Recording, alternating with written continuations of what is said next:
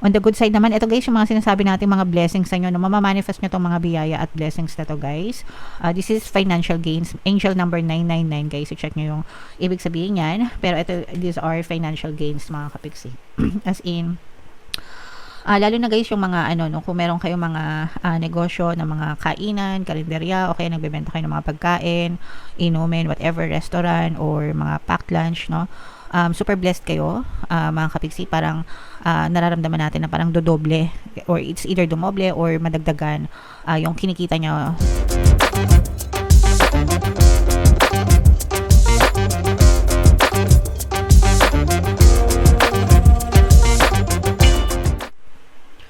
Hello guys, hello Virgo, welcome back to Pinay Pixie Tarot. Ang pamagat ng episode natin for tonight is first half kapalaran para ngayong March 1 to 15 para sa Virgo, Sun, Moon, Rising, Sign, and Venus. So unahin natin tong deck na to guys. Tingnan natin yung mga mensahe sa inyo or yung mga paparating sa inyo mga kapiksi. Ilatag muna natin guys. Wow, grabe. Unahin na natin ito mga kapiksi, blessing, pagpapala, kasaganaan, syempre maganda kaya napapawaw tayo guys, no? So mga blessing, pagpapala, kasaganaan ang maaari nyo ma-experience guys ngayong March 1 to 15. So angkinin nyo na ito mga kapiksi, kailangan receptive kayo, no? Pag sinabing receptive guys, handa, no? Ready to receive all the blessings. And para malagay kayo sa receptive state guys, kailangan palagi kayong nagpapasalamat, always be grateful, always be appreciative, no? I-appreciate nyo lahat ng blessings na meron kayo. Literally count your blessings guys, no matter how big, no matter how small, palagi kayong magpasalamat. And the more na nagpapasalamat kayo guys, the more na na-attract nyo yung blessing sa buhay nyo mga kapiksi. Okay, so i-mind nyo na yan sa comment section guys. Mind blessings, mind biyaya, mind pagpapala. Okay, and yung next naman mga kapiksi, no, is for some of you, you are being tested sa inyong mga commitment sa mga goals nyo, dun sa mga, kumbaga parang tinetest ni universe, or not really the universe, pero ikaw na rin siguro tinetest mo sa sarili mo kung gaano ka committed sa mga goals mo, kung gaano ka, pag sinabing committed ka, desidido ka, alam mo yun, binibigay mo yung buong loob mo and paniniwala mo na maabot mo yung mga goals mo, yung mga dreams mo, kahit na may mga obstructions or kahit na may mga pagsubok, may mga challenges, kasi minsan hindi naman smooth yung road no, dun sa mga bagay na gusto natin ma-achieve. Sometimes may mga balakid yan, may mga roadblocks kayo na maaaring ma-experience. Doon nyo malalaman kung gaano kayo ka-committed dun sa mga dreams nyo, sa mga pangarap nyo, kasi there are some people na kapag may mga balakid na, kapag may mga hindrance ganyan, nag-give up na sila, no? Ibig sabihin bumibigay na, ayaw na, hindi na nagtutuloy. So hindi sila ganoon ka-committed dun sa mga desires nila. Whereas yung ibang tao naman guys, kahit suungin pa yung butas ng karayom, 'di ba? Ibig sabihin kahit gaano karaming sakripisyo and paghihirap, gagawin nila, ma-achieve lang nila yung mga desires nila. So alin ka sa dalawa, mga kapiksi? Ikaw ba yung tipo na magpa-persist hanggang sa ma-achieve mo yung mga goals mo, or ikaw yung tipo na magi-give up, konting problema lang, ayaw na? Okay? So ask yourself mga kapiksi. And stay calm mga kapiksi. Ito, ibig sabihin nito guys, magiging kalmado din ikaw, no? Very peaceful lang yung energy mo. Syempre, di ba, blessed ka eh.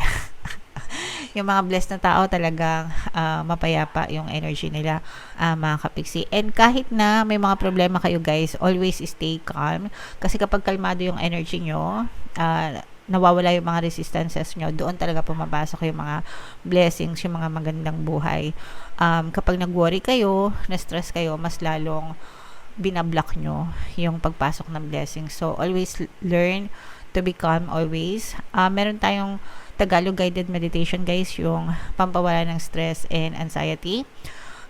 makakatulong yan guys para kumalma kayo, kumalma yung isip nyo, kumalma yung energy nyo, mga kapiksi. So hanapin nyo lang siya sa ating homepage guys. Scroll nyo lang bandang baba mga kapiksi. Okay? So ito guys, i-mind nyo na itong mga blessings na to, itong mga commitment na to, and itong inner peace na to guys, calm energy. I-mind nyo na guys sa comment section. So tingnan natin yung ganap sa inyo, Virgo.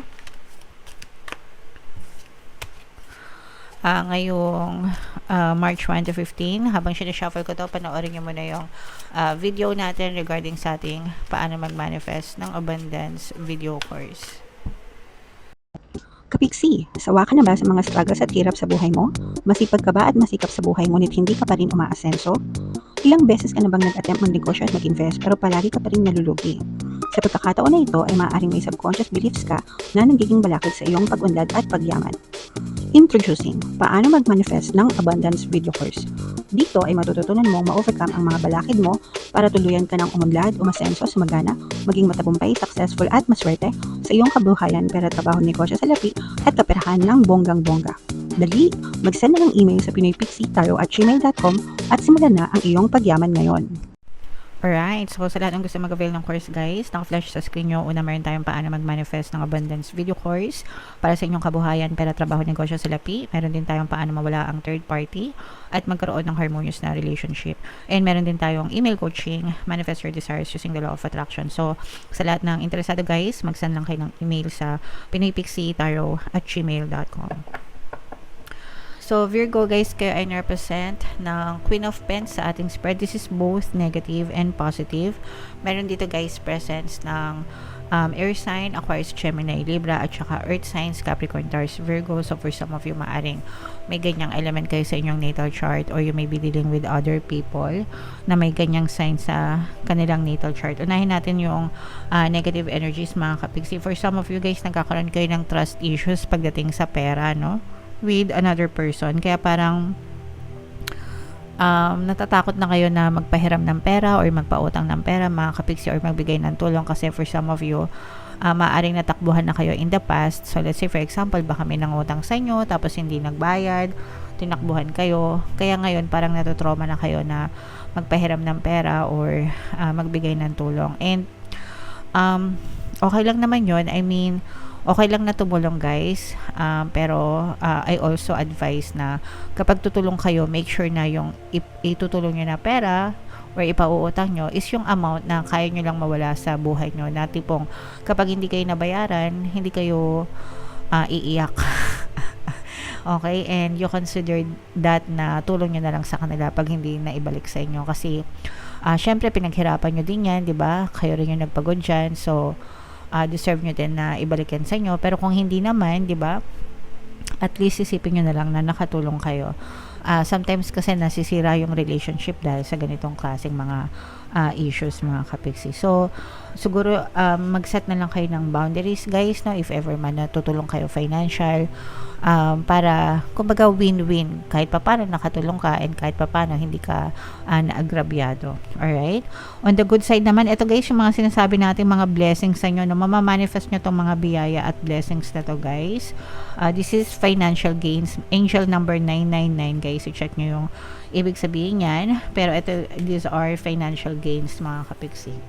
As in, lalo na guys yung mga no, kung meron kayong mga negosyo na mga kainan, karinderya, o kaya nagbebenta kayo ng mga pagkain, inumin, whatever, restaurant or mga packed lunch, no, super blessed kayo mga kapiksi. Parang nararamdaman natin na parang dodoble, or it's either dumoble or madagdagan yung kinikita nyo ng mga nagnenegosyo na may ganyang klaseng negosyo na more on food, mga kapiksi or drinks, basta may kinalaman sa pagkain, something edible guys. Alright, so nakikita natin na talaga yung balik ng pera sa inyo, mga kapiksi, yung mga balik ng blessings. You will be so blessed guys, kaya ituloy nyo lang yan mga kapiksi. Kung hindi naman food yung inyong mga business or whatever, kahit wala kayong negosyo, nagiging maganda pa rin naman yung daloy ng pera sa inyo, yung pasok ng pera sa inyo mga kapiksi. So, pagdating sa kaperahan guys, eto guys, you can easily attract money, no? Ibig sabihin nito, ang dali-dali lang pumasok sa inyo ng pera guys, lalo na kung wala kayong balakid and you're always grateful. Kaya nga, sinishare ko sa inyo guys, money affirmations, palagi nyo lang sabihin araw-araw, money, money come to me, palagi ako may pera, palagi ako nagkakapera. I'm the king of abundance, I'm the queen of abundance. So, yung tatlong yan yung mga best shared affirmations ko sa inyo. Pagdating sa money guys, it works for me. Ilang taon ko nang sinasabi yan and sobrang anlaki na ng pinagbago. Kaya ako sinishare sa inyo guys para magbago din yung takbo ng buhay nyo when it comes to money. So, sabihin nyo lang araw-araw mga kapigsi. And if meron pa kayong mga money affirmations, i-share nyo lang din sa comment section guys. And ito guys, nakikita natin na harmonious din yung relationship, no? Yung energy sa loob ng relationship.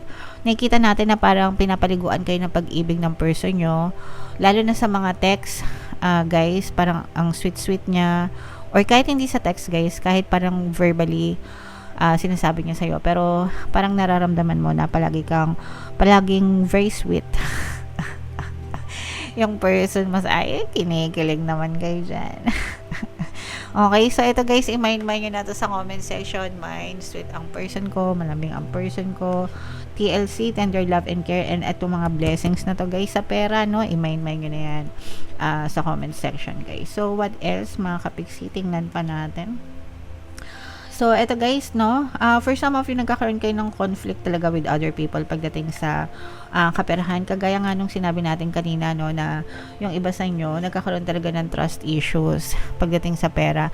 Pwedeng din ito guys, yung mga nakatampuhan nyo in the past, baka may nangutang sa inyo, tapos hindi nyo pinahiram, tapos nagtampo sa inyo, ganyan. Parang nagkakaroon ng panlalamig. At saka yung iba, parang sinisiraan kayo sa ibang tao.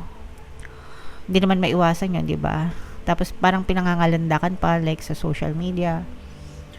So, wag niyo na lang patulan as long as feeling mo wala ka namang kasalanan. Unang-una, wala naman tayo obligasyon, no, sa ibang tao na tulungan sila. So, hindi natin yung kasalanan mga kapiksi. Don't take it against you, guys. Pero, kung maalagaan natin yung relationship natin with other people, gawin natin, lalo na pagdating sa pera, wag nating palakihin yung issue ng dahil lang sa pera mga kapiksi. Alright? And eto guys, yung sinasabi ko nga sa inyo, puro bilog guys. Puro kasaganaan talaga ito. So, you will be so blessed, Virgo, pagdating sa money. No questions asked dyan. Kasi unang-una pa lang, kanina pa lang, nakita natin na talaga super blessed kayo.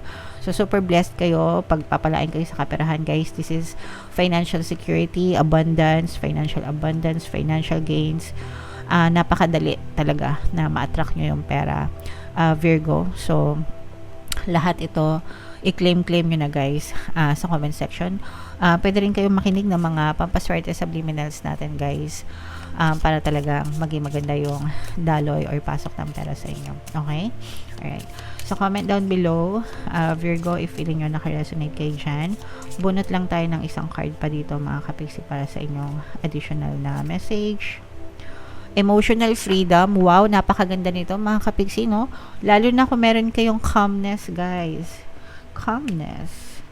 Yan, kapayapaan. So, talagang nagiging mapayapa yung inyong kalooban, mga kapiksi, walang hinagpis.